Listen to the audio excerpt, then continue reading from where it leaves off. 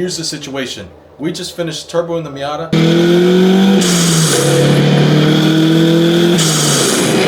And let me tell you, that thing was already scary fast in the corners, but now since it has a turbo, it's a whole different monster.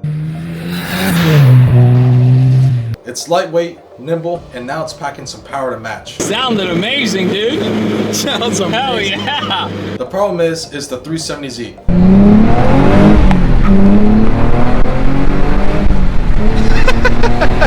We're planning to run these two cars against each other in the autocross. Car revs out to about 7.5, but 6.8, it's kind of had enough. A bit racier. And through here, it feels great fun. Now let's move on, and it is time now to talk about the Mazda MX-5. The reason this car was so brilliant is that it's light, it's small, and it's simple. That is savage. Oh boy. That's fun. Lighten up the rears! This car! Right now the Miata is looking like it's going to wipe the floor with the Z. So today we're going to give the Z a fighting chance. So far, I have spent over $1,000 and I added no power. Explain to me how this is going to work, but I think it's going to work. Here's the Z1 bracing. Immediately you guys can see the difference.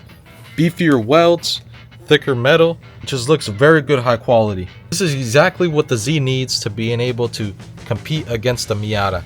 All of this. And guys, this is not just it. This is only bracing. This is only chassis stuff.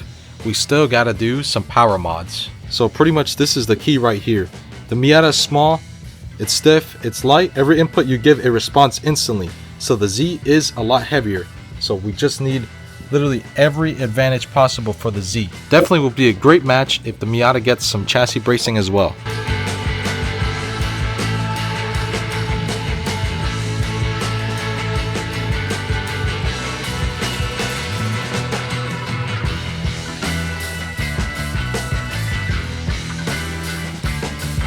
Without further ado, let's just go ahead and install this bracing because I'm very excited. I know it's going to handle a lot better, and this will be a big upgrade to being able to compete with the Miata. A few moments later. Guys, so we're going to be running into a little bit of an issue. Hopefully we could figure it out, but pretty much we have a diff brace that literally the exhaust is in the way. So we have to somehow figure out, you know, if we're going to be taking off this exhaust, taking out the full cat back, if we're going to be just unbolting this side, because we still have the bracing on that all the way to the front where the W brace is. So we got to figure it out, and I don't know if this is going to be hard or easy. Probably the easiest thing to do is probably just unbolting this part of the exhaust, but let's just go ahead and get started because I'm dying to see what issues we're going to be running into. Okay, so check this out. Here's the OEM bracing. And honestly, this looks like something you find holding up a folding chair at Walmart. Thin, light, and yeah, it works, but when you are carving corners at speed, this thing flexes, and flex causes sloppy handling. We remove the hanger from here. No? If we remove the rear exhaust and we just let it hang down and we unbolt it from here, it's going to be easier to replace all of this because all of it is pretty much here.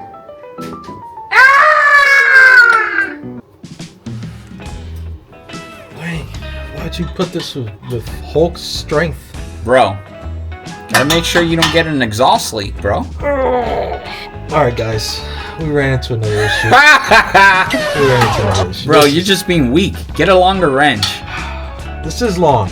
This is short to you? That is short. This is long to me. That's what she said. Oh, he got him! Dude. He's stuck. Use the creeper, bro. That's why I gave it to you. I guess this creeper would be nice. Yeah, put your back on it. Lay on it. Like that. You never used one? There you go. Now roll there. What? Roll underneath. What a big difference. Yeah, you see how that works? Yo, whoever invented creepers? It's a creep. I got the wrong size. Flip it, bro. It's a 5. Did you really get the wrong size? This side, I got it right. You know what's going on? You're wearing that Cornwell shirt. If you had a snap-on shirt, you would have a lot more torque. Yeah. No, I don't think so. I think what it is these are not my Cornwell wrenches. Right, they're not. I'm probably keeping Cornwell in business You probably are. because Those are just gear wrench. this is not what I'm used to. My Cornwell ones, they're literally automatic. So you press a button, zzz, and it takes it off. Get out of here. Alright guys, look what I just discovered. We're missing a bolt right here. We're missing a nut. So somehow one of them fell off. The other side has them, but this side, nothing. It's missing. It's been missing for a while actually. Yo, you did that? Yeah. You did that.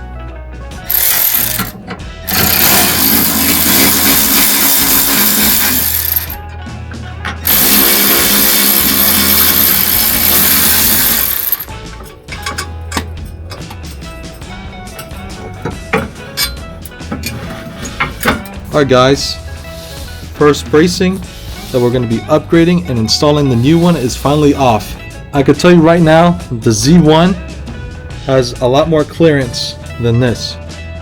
This is extra from factory, so the Z1 literally eliminates a lot of this.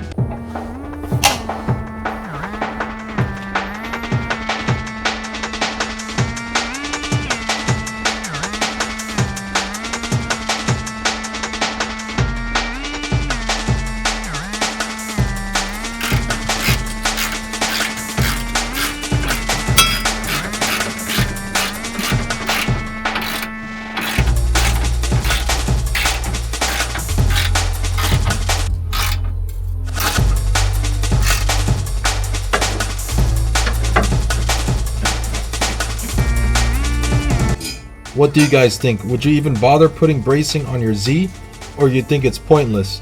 Let me know in the comments. This is going to be a good matchup between the Miata and the 370Z. You guys need to stay tuned. People sleep on upgrades like this. Everyone runs coilovers, sway bars, sticky tires. But bracing, that's what ties it all together. Without it, you're losing precision in every corner.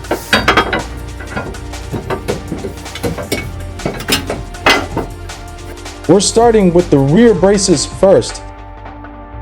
The factory brace is stamped steel, super light, but it flexes like crazy. The Z1 piece is thicker, fully welded, and even though it adds a few pounds, the difference in rigidity is worth every bit of weight.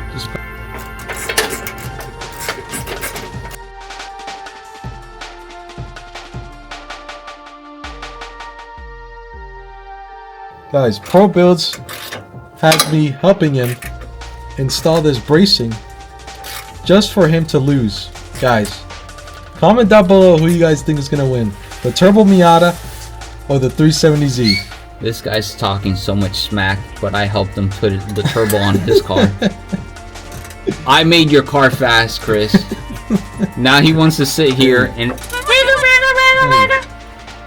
You know what? At the end, if I have to get a supercharger and kick your ass, I will.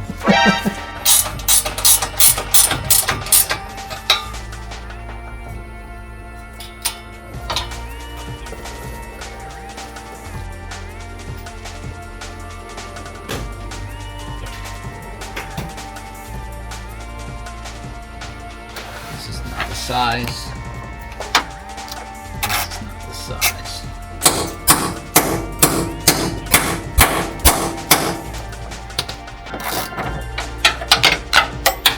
The front of the car is where you feel flex the most: steering input, braking, corner entry. The Z1 brace ties the whole front together so it feels tighter and more precise. You're not going to see a difference just driving to work, but when you're clipping cones in autocross, this is the kind of upgrade that gives you confidence to push harder.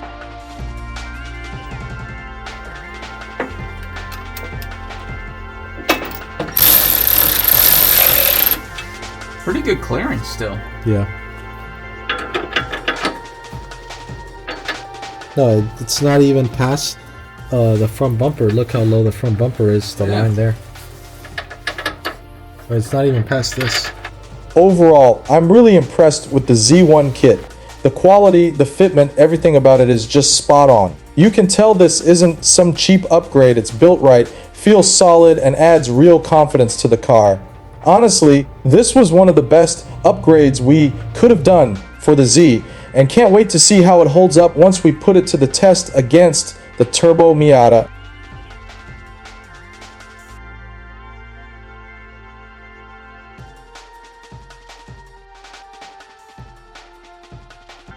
So yeah, that's pretty much it for today.